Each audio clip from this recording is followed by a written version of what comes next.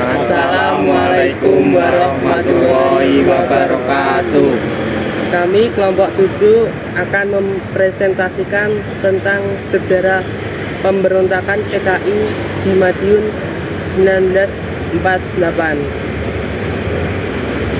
PKI merupakan partai politik pertama yang didirikan sesudah proklamasi. Meski demikian, PKI bukanlah partai baru, karena telah ada sejak zaman pemerintah Hindia Belanda akibat memberontak pada tahun 1926. Sejak merdeka sampai awal tahun 1948, PKI masih bersikap mendukung pemerintah yang kebetulan memang dikuasai oleh golongan kiri. Hal ini terkait dengan doktrin Dimitrov yang menyatakan bahwa gerakan komunis harus bekerja sama dengan kapitalis dalam rangka menghadapi kekuatan fasis. Namun, ketika golongan kiri terlempar dari pemerintahan, PKI menjadi partai oposisi dan bergabung dengan partai serta organisasi kiri lainnya. Dalam Front Demokrasi Rakyat atau FDR yang didirikan Amir Syarifuddin pada bulan Februari 1948, pada awal September 1948, pimpinan PKI dipegang Musso. Ia membawa berita bahwa doktrin Dimitrov telah diganti dengan doktrin Zhdanov, di mana komunis harus bekerja sama dengan golongan nasionalis sampai progresif untuk menghadapi golongan kapitalis borjuis. Musso lalu membawa PKI ke dalam pemberontakan bersenjata yang diputuskan di Madiun pada tanggal 18 September 1948. Gas, wes. Oke. Tujuan pemberontakan, alasan utama pemberontakan PKI tentu bersifat ideologis, di mana mereka memiliki cita-cita ingin menjadikan Indonesia sebagai negara komunis. Berbagai punya upaya dilakukan oleh PKI untuk meraih kekuasaan. Di bawah ini pemimpinan Musso, PKI berhasil menarik partai dan organisasi kiri dalam FDR bergabung ke dalam PKI. Partai ini lalu mendorong dilakukan berbagai demonstrasi dan pemogokan kaum buruh dan petani.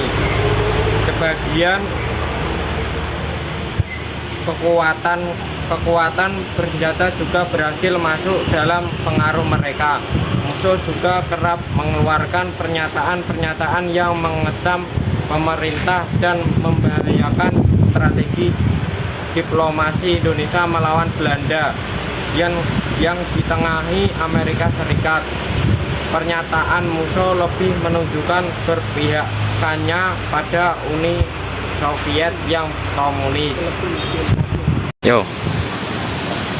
Upaya pemerintahan Indonesia telah melakukan upaya-upaya diplomasi dengan Musso, bahkan sampai mengikuti serta tokoh-tokoh kiri yang lain yaitu Tan Malaka untuk meredam gerakan konvensi PKI Musso. Namun kondisi politik sudah terlampau panas, sehingga pada pertengahan September 1948 pertempuran antara kekuatan senjata yang memihak PKI dengan TNI mulai meletus. PKI kemudian memutuskan kekuatannya pada tanggal 4 September 1945.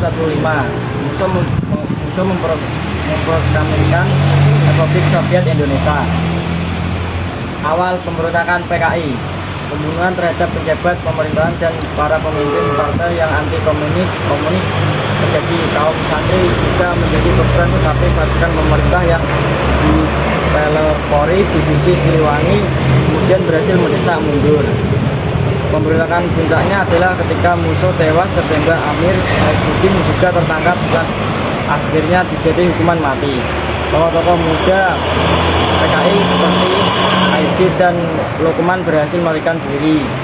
Merekalah yang kala di tahun 1965 berhasil menjadikan PKI kembali menjadi partai besar di Indonesia sebelum terjadinya peristiwa gerakan 30 September 1965 ribuan orang tewas dan ditangkap pemerintahan akibat pemberontakan Madiun ini. PKI gagal mengambil alih kekuasaan. Dampak pemberontakan PKI di Kota Madiun. Terjadinya pemberontakan di Kota Madiun membuat keamanan di daerah tersebut tidak stabil sehingga meresahkan warga yang berada di daerah tersebut. Akibat pemberontakan tersebut, aktivitas warga biasa seperti petani dan buruh terganggu. Kelancaran untuk membangun bangsa pada saat itu menjadi terganggu dan hal ini merugikan masyarakat Indonesia. Dampak lain yang disebabkan oleh pemberontakan PKI yakni banyaknya korban jiwa yang baik dari anggota TNI maupun anggota PKI. Tidak sedikit pasukan kedua pihak yang terluka dan mati. Pasukan PKI juga banyak yang meninggal karena kelaparan dan penyakit.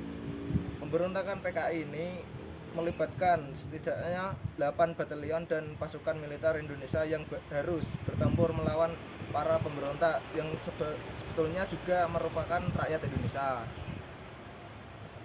Sekian presentasi dari kelompok 7. Wassalamualaikum Wassalamualaikum warahmatullahi wabarakatuh.